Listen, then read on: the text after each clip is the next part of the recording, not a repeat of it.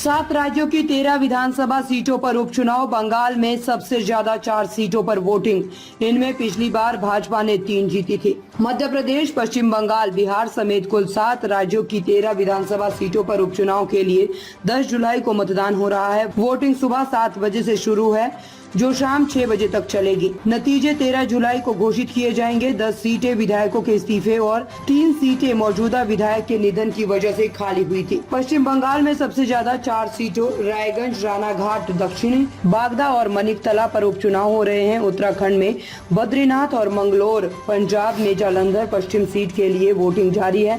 हिमाचल प्रदेश में देहरा, हमीरपुर और नालागढ़, बिहार में रुपोली, तमिलनाडु में विक्रवंडी, मध्य प्रदेश में अमरवाड़ा में उपचुनाव है। इन 13 सीटों में से बंगाल की 3 सीटें पिछली बार भाजपा ने जीती थी। अन्य 10 में से कांग्रेस ने 2 और अन्य पार्टियों ने 8 सीटों पर जीत दर्ज की थी। लोकसभा चुनाव में बहुमत से पीछे रहने के कारण भाजपा पार्टी का मनोबल बढ़ाने के लिए उपचुनाव में दमखल के साथ साथ अपना दांव ठोक रही। विपक्षी पार्टियां लोकसभा चुनाव की सफलता को भुनाने की कोशिश में है।